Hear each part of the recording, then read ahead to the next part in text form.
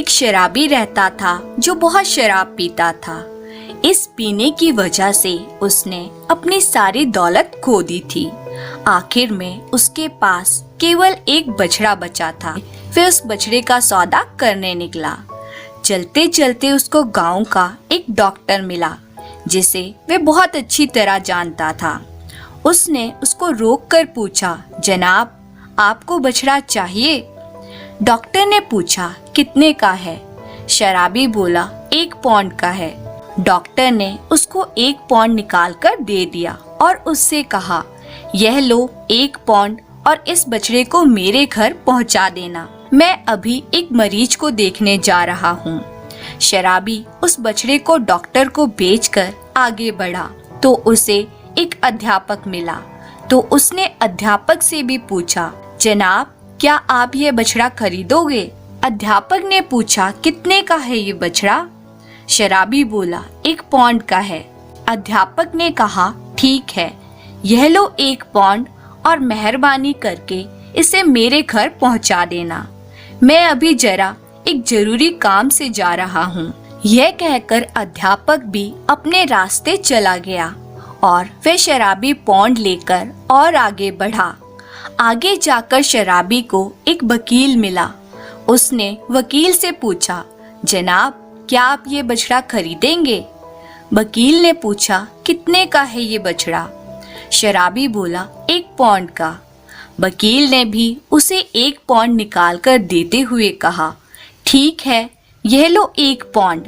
मैं अभी जरा दूसरे गांव जा रहा हूँ। तुम्हारी बड़ी मेहरबानी होगी यदि तुम इसको मेरे घर पहुँचा दोगे। शराबी का तो काम बन गया था। उसने एक बछड़ा 3 बार बेचकर 3 पौंड बना लिए थे। अब वे शराबी रास्ते में एक शराब खाने में रुका, अपने सारे पैसों की शराब पी और अपने घर चला गया। शाम को डॉक्टर, अध्यापक और वकील जब अपने घर पहुँचे तो उन सबको यह देखकर बड़ा ताज्जुब हुआ कि उन्होंने सुबह जो बछड़ा खरीदा था वे अभी तक उनके घर नहीं पहुँचा था। उन्होंने उस शराबी पर मुकदमा दायर कर दिया। शराबी अपना मुकदमा लड़ने के लिए पास के एक गांव के वकील के पास पहुंचा। वकील बोला, जनाब, आपका मुकदमा बहुत मुश्किल है क्योंकि इसमें आपकी बेईमानी साफ दिखाई दे रही है।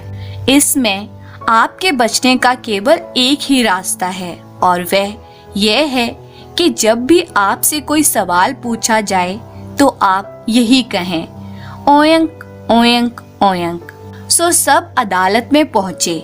जज ने शराबी से पूछा, क्या आपने इस डॉक्टर को अपना बछड़ा बेचा था? शराबी को जैसे समझाया गया था उसने वैसा ही जवाब दे दिया, ओयंक ओयंक ओयंक। और इस अध्यापक को भी बेचा था? शराबी ने फिर बोला, ओयंक ओयंक ओयंक। और आपने इस वकील को भी अपना बछड़ा बेचा था?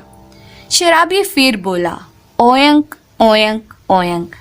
जज आगे बोला, और फिर आपने इन लोगों को वे बछड़े दिए नहीं?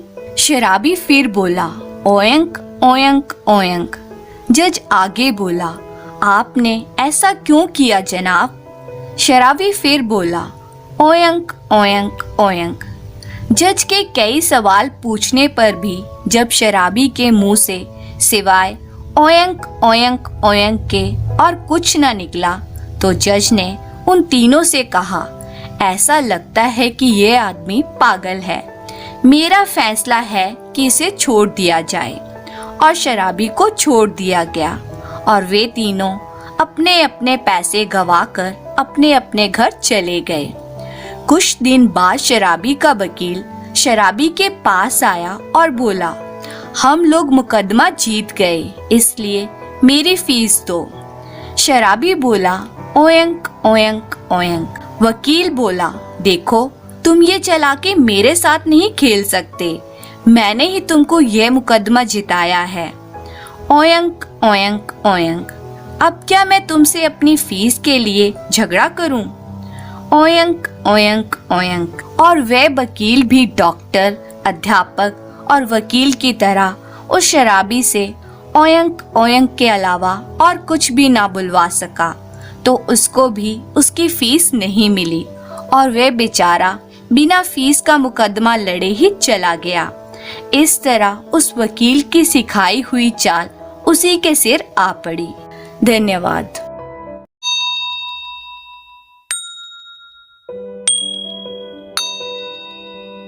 राजा प्रद्युम्न एक शांतिपूर्ण और शक्तिशाली राज्य पर शासन करते थे। उनकी प्रजा उन्हें पूजती थी और पूरी तरह उन पर विश्वास करती थी। साम्राज्य बहुत सुखी था। राजा का एक युवा पुत्र राजकुमार पृथ्वी था। बुद्धिमान, प्रतिभाशाली और खूबसूरत युवक पृथ्वी कुछ दिनों से गहरी अप्रसन्नता की स्थिति में था।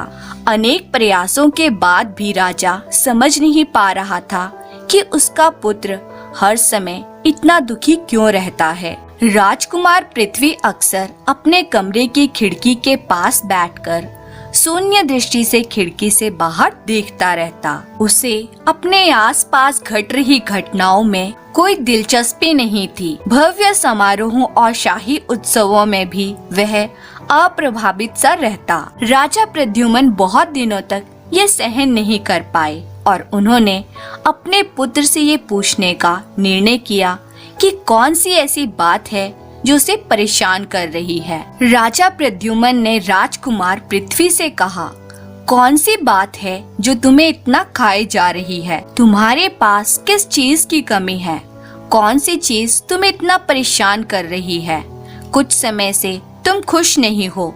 मुझे बताओ बेटा, मैं तुम्हारी मदद करने की कोशिश करूँगा। युवा राजकुमार ने बस कंधे उचका दिए। क्या किसी हसीना ने तुम्हें सम्मोहित कर लिया है? महल में भटकने की बजाय उसके लिए अपना प्रेम प्रदर्शित करने के इससे बेहतर तरीके हैं। नहीं पिताजी, ये लड़की की बात नहीं है। सच में मैं नहीं जानता कि मैं इतना दुखी क्यों हूँ। मैं किसी चीज में खुशी महसूस नहीं करता। मैं खुश रहना चाहता हूँ, लेकिन नहीं जानता कि ऐसा कैसे करूँ। राजा को ये बात समझ नहीं आई, परंतु उसे यकीन था कि यदि राजकुमार ऐसे ही दुखी रहा तो वह जीवित नहीं रह पाएगा।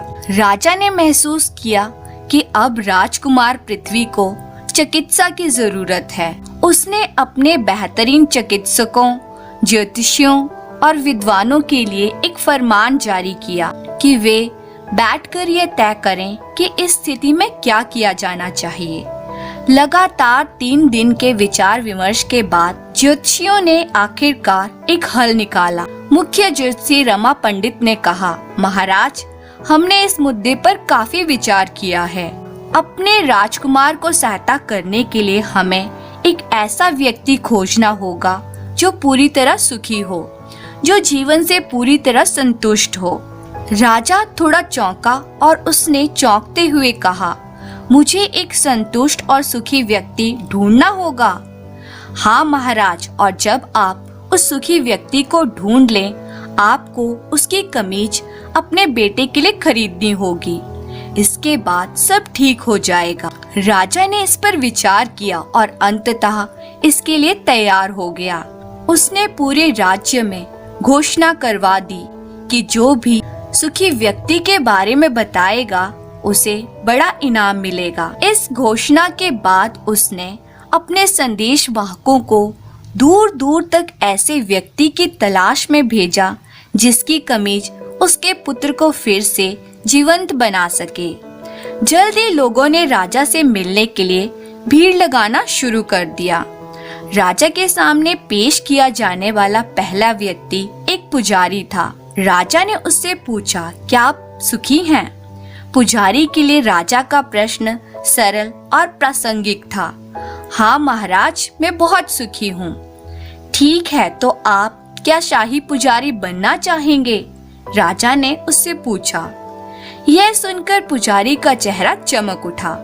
बिल्कुल महाराज, आपकी सेवा करने से अधिक प्रसन्नता की बात कुछ नहीं हो सकती।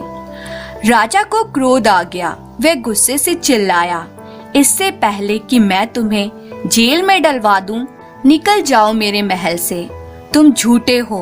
तुम पूरी तरह संतुष्ट या सुखी नहीं हो। तुम में और अधिक पाने की इच्छा शेष है। मेरे किले से निकल जाओ। तलाश जारी रही, किंतु ऐसा कोई नहीं मिला।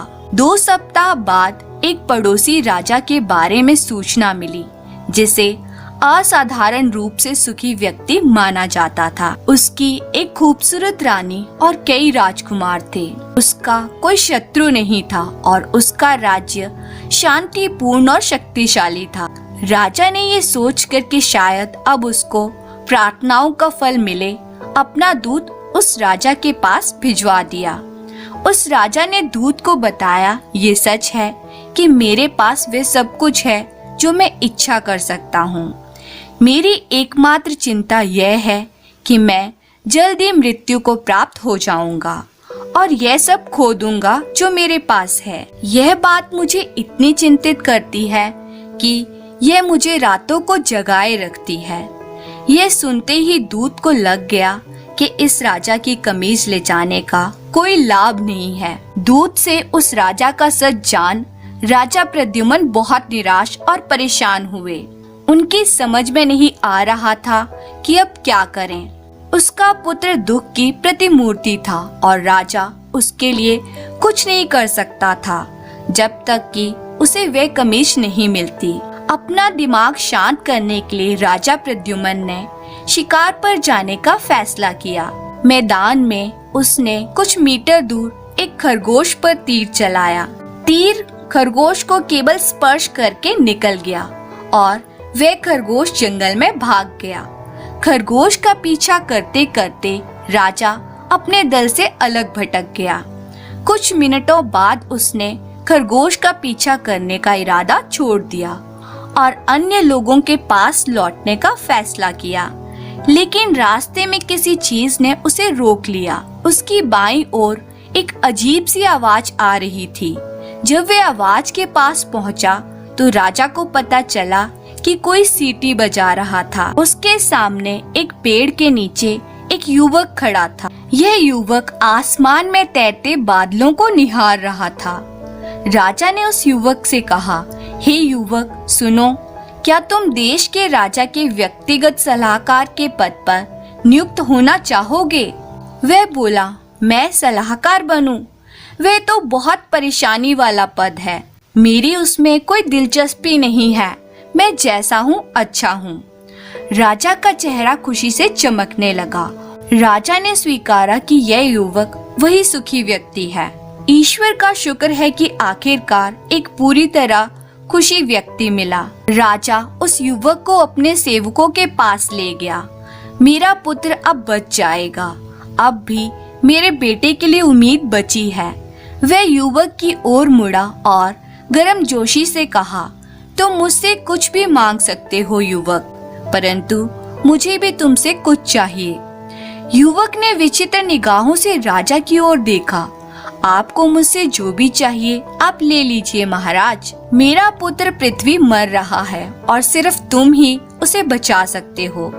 यदि मैं तुम्हारी कमीज उसे पहना दूं तो वह बच जाएगा। तुम थोड़ा मेरे समीप आओ।